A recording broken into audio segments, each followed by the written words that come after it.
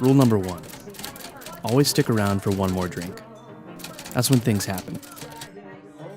That's when you find out everything you want to know. Welcome to Curiousico.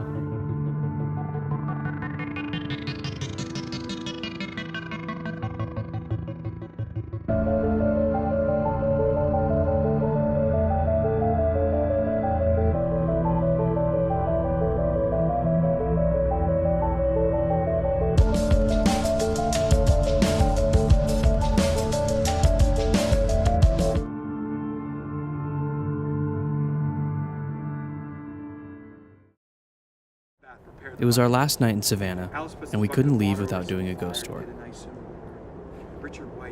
After researching the options, we decided to go with Gentile and Bard. Our guide's name was TC, who was super knowledgeable, and the experience did not disappoint. We began in Wright Square, at the spot where Alice Riley, an indentured servant, was hanged in 1735 for the murder of William Wise. She is said to haunt the square, tragically looking for the baby she gave birth to just weeks before her death. Known as the Hanging Square, this spot definitely gave us the chills when it was pointed out that this portion is missing one quintessential feature of historic Savannah: moss. The famous oak trees that take residence in this town are known for the Spanish moss that hang from them.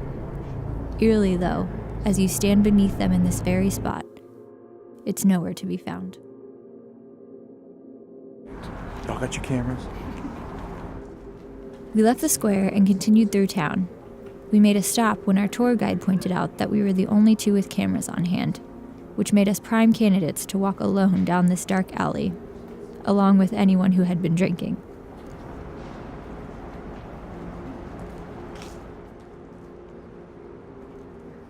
He cracked a few jokes while we wandered cautiously forward, not knowing what significance this alley had, until he revealed that underneath us was one of the first cemeteries in Savannah. We were literally standing on top of graves long forgotten. You gotta see this.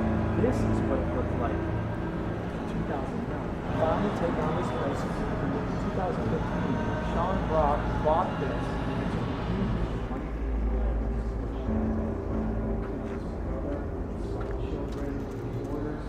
Got to look at what Savannah was like at the time, before she even had built all the right on top of the North Star Street. We made stops at many haunted homes and locations, including the Foley House and the Sorrel Weed House, both of which deserve to have entire episodes dedicated to them in the future.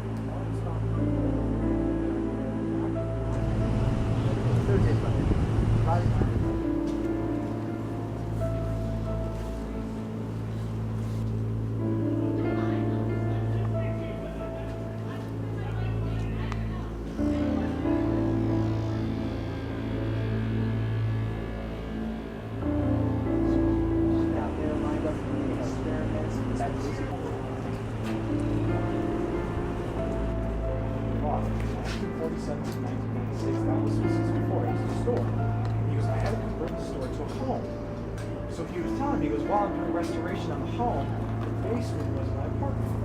So that's where he lived. He was down there. And he goes, I'm down there, and I'm living a normal life.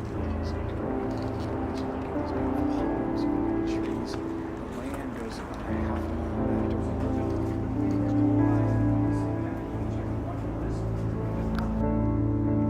One of our last stops was Colonial Park Cemetery, one of Savannah's oldest and its only visible cemetery within the actual town.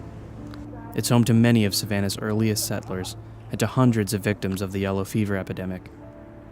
It was definitely a strange feeling to look through the gates after hours and see the resting place of so many of Savannah's dead. It got us wondering, if you believe in hauntings and spirits, why do you think souls stay in a certain location long after their death? Do they linger where they were laid to rest?